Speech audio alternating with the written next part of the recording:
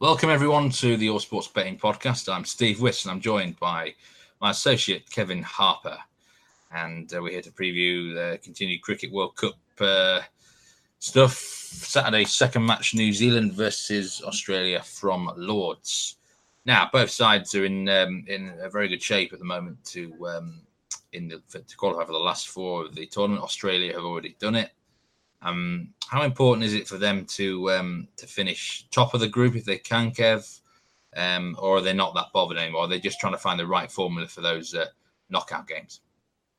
Yeah, I think it's important to finish top of the group, Steve. I think if you finish top of the group, whoever you play is going to have gone through the ringer in fourth place, aren't they? So you're immediately going to have sort of some kind of advantage from there. And, after that, what happens. But the other advantage of finishing top of the group, of course, is that whoever wins the league table, their semi-finals first up in Manchester. So you get a better batting pitch, which I think Australia would want. They'd want that over Edgbaston. Certainly, if they're playing Bangladesh or Pakistan, for example, they wouldn't want to be playing them on that turning wicket at Edgbaston. And of course, the other thing that you get is 2 extra days rest, don't you, and recovery ahead of the final. The first semi-finals on the Tuesday, second semi-finals not until the Thursday. So you get maximum recovery time, you get a better batting wicket. So yeah, I think the emphasis for Australia should be on winning the group stage, or at least winning these last 2 matches and seeing if that's good enough to win the group stage. Now, New Zealand are not officially in there yet, but it's looking good for them. Their net run rate's pretty strong. Looking at the mathematics of it, quite a few. I mean, they'd obviously have to lose this one and lose to England, and the likes of Bangladesh, Pakistan one of those would have to get to 11 points as well for them not to qualify. So, I mean, they're in a good spot, but they finally lost the other day against Pakistan, and it had been coming, hadn't it? They've been hanging on for dear life, it seemed, to stay unbeaten in this tournament. Are they a case of, maybe they peaked, well, not peaked, but maybe their best results were just too early in the tournament? Are they on a downward spiral in New Zealand at the moment? Well, I think the big question is, were they flattered by their fixture list? And certainly the recent trend would suggest that they were. Their first 3 matches, they played the 3 worst teams in the tournament, on paper at least. On rankings, maybe that's harsh on Bangladesh. Well, in fact, it is harsh on Bangladesh. We've not once thought they were one of the worst 3 teams in the tournament. But they didn't look convincing in that game, did they? They did in the other 2, to be fair to them. But since then, it's been a right old struggle, hasn't it?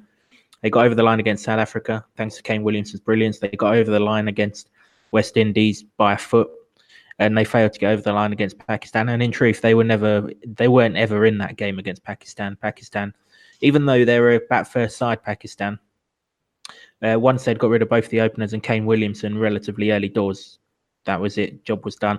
And I guess that's the fear for New Zealand going forward. They're probably going to be in the semi-finals. I think South Africa done them a massive favour on Friday. That takes one team out of the equation. And like you say, if someone else matches their 11 points, New Zealand are well up on run rate, albeit they've got 2 tricky games where they could take a bit of a battering on that front, but that's to come later. But what they'll want from these 2 games is they'll want some batting performances, some complete batting performances. There was encouragement against Pakistan that Neesham and de Grandhomme found some form, but you don't really want to be relying on your 6 and 7 to score, 90 odd and 50 odd. You want your top 5 to be doing that. So they'll be wanting the likes of Guptill, Munro, Latham to find some form in these 2 games. And I think it's imperative that they do if they're going to go on and push for winning this tournament. It's a batting lineup that's been, by and large, struggling, though, isn't it? I mean, Williamson's been good. Taylor's had sporadic moments. The rest of them, there's been no consistency. Guptill's been horrible, hasn't he? And that's got to be a worry because they're facing an Australian bowling lineup, which it's red hot. It's simple as that. No one's bowling better than them at the moment. They look like they can defend anything with this attack. And that's going to spell problems, isn't it, for New Zealand? Yeah, absolutely. Best bowling attack in the competition. The only positive, I guess you could say, in regards to that New Zealand batting lineup is they're going to face this Australia side an inordinate amount of times. There's nothing new. They're not going to get anything that they wouldn't expect. These 2 teams play each other really regularly. A lot of New Zealand players playing the Big Bash as well. So they'll come up against this attack an awful lot of times. But form's temporary, but this is a temporary tournament, isn't it? And they need New Zealand need certainly those opening two to snap out of it pretty soon. I mean, the New Zealand coach was asked if Munro would be followed through in this tournament, with Henry Nicholls waiting to come in, and they've kind of suggested that they're going to be loyal to their team, which is commendable, I guess. But there's only so long, I guess. I mean, if you think back to the Champions Trophy 2 years ago, England were in this very same position with Jason Roy, and they eventually succumbed and lost. So it'll be interesting to see how New Zealand go with this. But yeah, there's no doubt about it. They're going to be tested with that batting lineup. They're really going to need Kane Williamson and Ross Taylor in good form, you would think. Yeah, it's all well and good sticking loyal with Munro, but they may well have a mountain to climb if that's the case at this rate. So, right, well, on to some bets for this game then. First thing we've got to say is that we're recording a little bit in advance here, so keep your eye out on Kev's website. He may well be taking some extra ones, not so much for this game, but you like Australia to win and cover the handicap of 18.5 runs, 3.5 wickets, basically, as long as Australia don't win in a really, really close contest. This bet's going to win, isn't it? Yeah, I mean, they've not won a close contest yet, have they? They've either won very easily, or in the game that they lost very easily. Their average margin of victory, I wouldn't know it exactly, but I'd guess it's around the 50 or 60 run mark. And when they're chasing, they've got more than enough class with the bat. And actually, I don't see them losing many wickets if they do chase. I think part of the reason why they're struggling to finish off their batting performances is they're just not quite sure what a good total is. And as well as getting their batting order all wrong, they're probably going for a little bit too much. And with their bowling attack, they don't really need that. So, whichever way around Australia do it here, I think they'll be okay. I mean, if they've obviously played on this particular wicket on Tuesday against England, so they'll know what it'll do. Okay, conditions are a bit different. That was under grey clouds or under sort of heavy cloud cover. There's going to be no clouds on Saturday. It's going to be an absolute heat wave down in London on Saturday. They're talking about 35 degrees and upwards.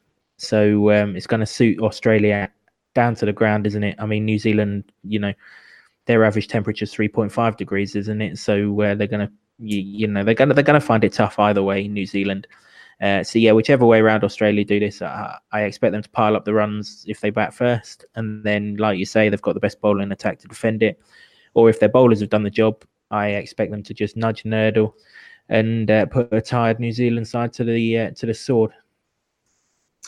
Yeah, I would think there's a good chance of them, very good chance of them winning this game. I looked at some potential bets for this match, but in the end, nothing stands out. For me personally, you're going with the top batsman in the New Zealand market, and that is Neesham, who found some form the other day, and you think you can back that one up?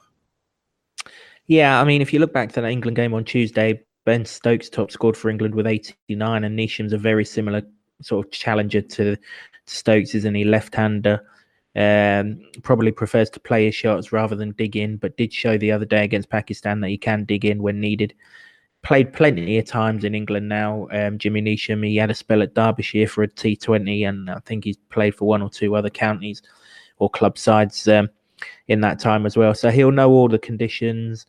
Batting at 5 or 6, he's most likely to avoid Stark and Cummins. Probably going to be going up against the likes of Stoinis, Lyon, Glenn Maxwell, those kind of people, which is where you want to be in this side. It's just so much of him mirrors Ben Stokes, and given that Ben Stokes top scored by a decent margin the other day, it makes sense to take Neesham to try and do likewise at 14-1. As you just mentioned, he top scored against Pakistan in midweek, so he comes here in decent nick. Price is too big, really, particularly when you think there's only 2 above him in the batting order that are in any sort of form whatsoever, and Kane Williamson's record against Australia is average by his standards. Okay, so 2 picks there. Australia on that handicap, as we aforementioned, and then Jimmy Neesham top New Zealand run scorer. Okay, well, thanks for your thoughts on this match, Kev. Good luck with it, and we look forward to Sunday's game. Next up, England versus India. Yeah, cheers, Steve.